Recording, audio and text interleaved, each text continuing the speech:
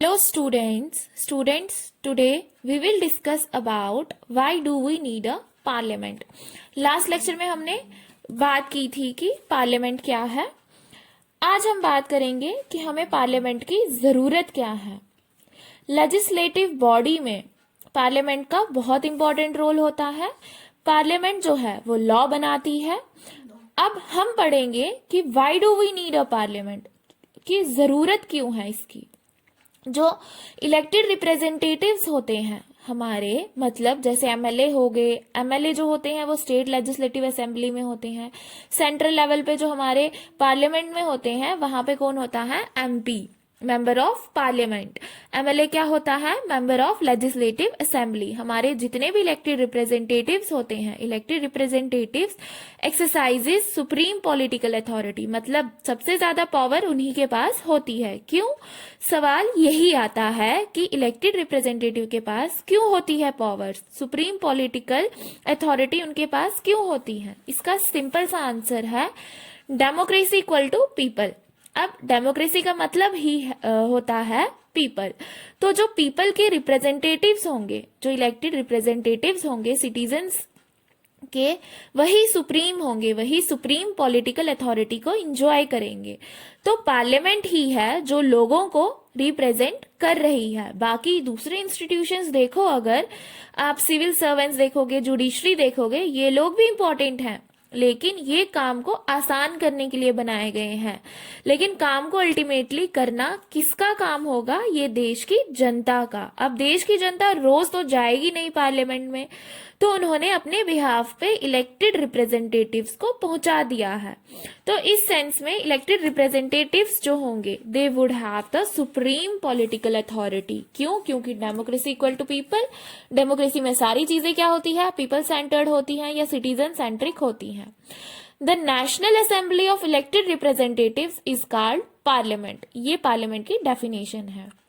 क्या पार्लियामेंट क्या है, the national assembly. National assembly मतलब जो पूरे देश में एक ही होती है. तो national assembly of elected representatives को पार्लियामेंट कहा जाता है. And at the same state level, और स्टेट लेवल पे इसे क्या कहा जाता है, स्टेट लेजिस्लेटिव असेंबली. तो स्टेट लेजिस्लेटिव असेंबली, जिसे हिंदी में विधानसभा कहा जाता है, तो विधानसभा कहाँ होती है, स्टेट्स में, और पार्लियामेंट कहाँ होती है, सेंटर में. अब पार्लियामेंट की जरूरत क्या है, जितने भी लॉज बनने हैं देश में, इसके लिए पार्लियामेंट की जरूरत होती है. क्यों, पार्लियामेंट सुप्रीम अथॉरिटी एक्सरसाइज करती है किसके बिहाफ पे, लोगों के बिहाफ पे, सिटीजन्स के बिहाफ पे. तो वही लॉ बनाएगी. नए लॉ भी पार्लियामेंट में बनेंगे, और जो लॉज अभी एग्जिस्ट कर रहे हैं उनकी अगर जरूरत नहीं है, उन्हें हटाती भी है और उनकी जगह पे नए कानून भी बना सकती है. तो हम कह सकते हैं कि मेन रोल जो होता है पार्लियामेंट का, वो लॉज बनाना है. पार्लियामेंट क्या करती है, जो गवर्नमेंट चल रही है, जो गवर्नमेंट चला रहे हैं, गवर्नमेंट कौन चला रहे हैं, हम देखते हैं काउंसिल ऑफ मिनिस्टर्स होते हैं, प्राइम मिनिस्टर होते हैं.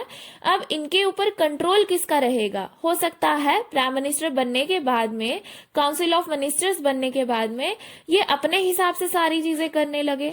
तो इनके ऊपर भी तो किसी ना किसी का कंट्रोल होना जरूरी है. तो कंट्रोल कौन करता है, पार्लियामेंट. अब सवाल है कैसे कंट्रोल करता है. जैसे बीजेपी की आज गवर्नमेंट बनी है, तो क्यों बन पाई है उनकी गवर्नमेंट, क्योंकि उनके पास क्या है, मेजॉरिटी एमपीज है. जैसे टोटल सीट्स कितनी है हमारी, 545. अब किसी को अगर गवर्नमेंट बनानी है तो मेजॉरिटी चाहिए. मेजॉरिटी कितनी होती है, 272 प्लस चाहिए. तो जब तक मेजॉरिटी रहेगी तब तक ही गवर्नमेंट रहेगी. तो अगर प्राइम मिनिस्टर या काउंसिल ऑफ मिनिस्टर अगर सही से काम नहीं कर पा रहे हैं, तो पार्लियामेंट में जो एमपीज हैं उन्हें उन्हीं के पार्टी के जो एमपीज हैं, अगर उन्हें ऐसा लगता है कि हमें जरूरत नहीं है, तो वो सपोर्ट हटा लेंगे अपना. तो पार्लियामेंट का एक इम्पॉर्टेंट फंक्शन ये भी होता है. पार्लियामेंट की जरूरत हमें इसलिए भी होती है कि parliament exercise supreme control over those who run the government. उसके बाद पार्लियामेंट मनी को भी कंट्रोल करती है। पार्लियामेंट किस तरह से मनी को कंट्रोल करती है? जो भी बजट इंट्रोड्यूस होता है, बजट कहाँ पे पेश किया जाता है? पार्लियामेंट में। और कितना पैसा खर्च करना है, कितना पैसा गवर्नमेंट को देना है। जैसे फॉरेन मिनिस्ट्री है, फॉरेन मिनिस्ट्री को पैसा चाहिए कि हमें इतनी अपनी एम्बेसी में पैसा लगाना है, तो फॉरेन मिनिस्ट्री को पैसा कहाँ से मिलेगा?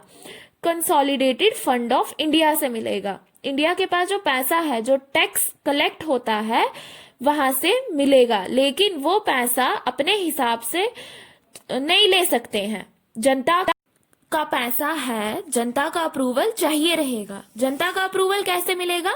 पार्लियामेंट में मिलेगा। जो पार्लियामेंट में जनता के द्वारा चुने गए लोग हैं, जो वो जब अप्रूव करेंगे तभी तो कोई पैसा मिलेगा। जो मेंबर ऑफ पार्लियामेंट है वो बजट को अप्रूव करते हैं। Parliament is the highest forum of discussion and debate. जो पब्लिक इश्यूज होते हैं, जो भी नेशनल पॉलिसी से रिलेटेड जितने भी डायमेंशंस होते हैं, they all are discussed in the parliament, they all are debated in the parliament. जब पार्लियामेंट सेशन में रहती है, मतलब जब पार्लियामेंट में लोग काम कर रहे होते हैं, तो मान लो अगर उस समय देश में कोई इश्यू चल रहा होगा, मान लो देश की इकोनॉमी खराब है, तो पार्लियामेंट में जो एमपीज हैं, एमएलएज हैं, क्या करेंगे? आवाज उठाएंगे, डिबेट करेंगे, डिस्कस करेंगे। क्यों?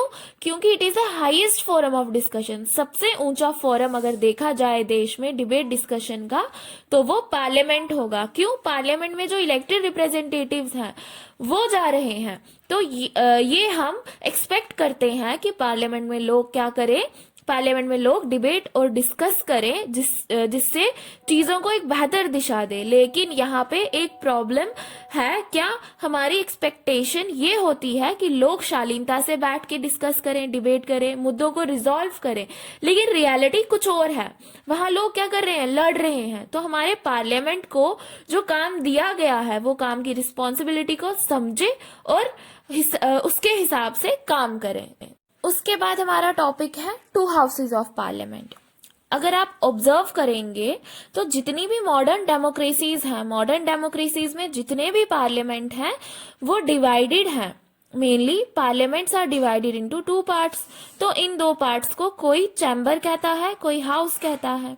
अब अगर इंडियन पार्लियामेंट को के कंटेक्स्ट में देखें तो इंडियन पार्लियामेंट में भी एक ऐसे ही दो हाउसेज हैं, दो चैम्बर्स हैं, लोकसभा एंड राज्यसभा। अब लोकसभा क्या है? Lok Sabha is the house of people. Lok Sabha को हाउस ऑफ पीपल कहा जाता है।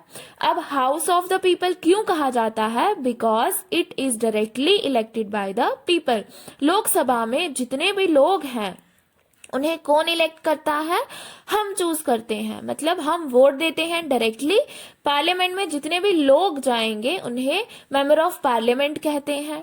जो लोकसभा में के मेंबर ऑफ पार्लियामेंट हैं उन्हें हम डायरेक्टली वोट देके चूज करते हैं, इसीलिए इसे हाउस ऑफ पीपल भी कहा जाता है।